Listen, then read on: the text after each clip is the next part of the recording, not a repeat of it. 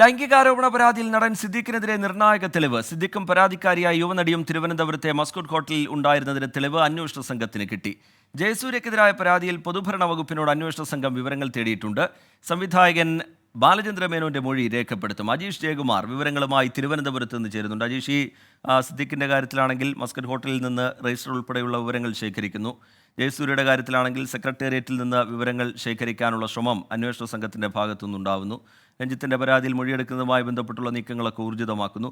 അന്വേഷണ സംഘത്തിന്റെ ഒടുവിലത്തെ നീക്കങ്ങൾ, തുടർ നീക്കങ്ങൾ എങ്ങനെ? അജീഷ് ജയകുമാർ, പുതിയ വിവരങ്ങൾ എന്താണ്?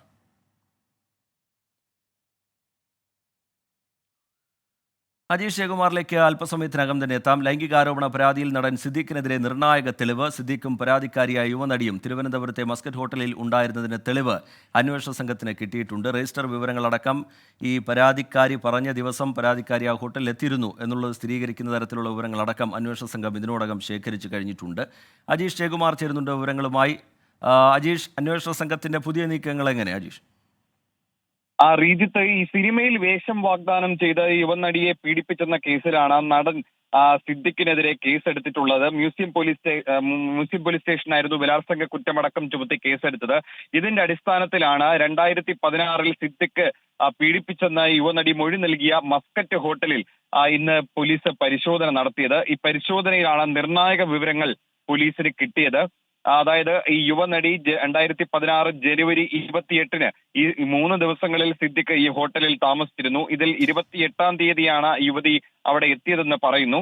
ആ ദിവസം യുവനടി അവിടെ എത്തിയതിന്റെ രേഖകൾ പോലീസ് കിട്ടിയിട്ടുണ്ട്. അതായത് സിദ്ദിഖ് താമസിച്ചിരുന്ന 1-ാം നിലയിലെ മുറിയിലേക്ക് പോകാൻ സന്ദർശക രജിസ്റ്ററിൽ പേരെഴുതി ഒപ്പിട്ട് ആരുടെ മുറിയിലേക്കാണ് പോകുന്നതെന്ന വിവരം എഴുതി വച്ചിരുന്നു. ആ രേഖകളാണ് പോലീസിന് കിട്ടിയത്. അന്നത്തെ CCTV ദൃശ്യങ്ങളെല്ലാം നഷ്ടപ്പെട്ടിരുന്നു. അത് വീണ്ടെടുക്കാനും സാധ്യത കുറവാണ്. അതുകൊണ്ടാണ് രജിസ്റ്റർ രേഖകൾ പരിശോധിക്കാൻ പോലീസ് തീരുമാനിച്ചത്. ആ പരിശോധനയിലാണ് നിർണായക രേഖകൾ പോലീസിന് കിട്ടിയത്. ഈ കേസിൽ, അതായത് ഈ നടി മാധ്യമങ്ങളിലൂടെ വെളിപ്പെടുത്തൽ നടത്തിയപ്പോൾ തന്നെ സിദ്ദിഖ് ഒരു പരാതി DGPക്ക് നൽകിയിരുന്നു.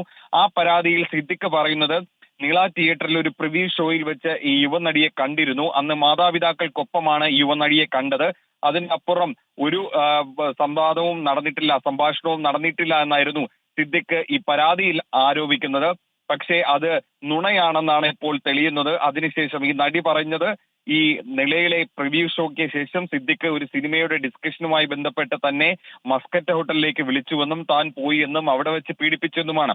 അത് ശരിവെക്കുന്ന, ഈ നടി അവിടെ പോയതിന്റെ ശരിവെക്കുന്നതിന്റെ രേഖകളാണ് ഇപ്പോൾ പോലീസിന് കിട്ടിയിരിക്കുന്നത്. ഇതിനെ തുടർന്ന് സിദ്ദിഖ് ഇപ്പോൾ കോടതിയിൽ ഒരു അപേക്ഷ നൽകിയിട്ടുണ്ട്. തിരുവനന്തപുരം 1-ാം മജിസ്ട്രേറ്റ് കോടതിയിലാണ് ഈ നടി നൽകിയ പരാതിയുടെയും പോലീസ് എടുത്ത FIR-ന്റെയും പകർപ്പ് ആവശ്യപ്പെട്ട് അപേക്ഷ നൽകിയിട്ടുള്ളത്. ഈ അപേക്ഷ പിന്നീടായിരിക്കും കോടതി പരിഗണിക്കുക.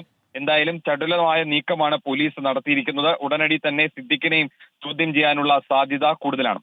ശരി, അജീഷ് ജയകുമാർ വിവരങ്ങൾ നൽകുകയായിരുന്നു തിരുവനന്തപുരത്ത് നിന്ന്.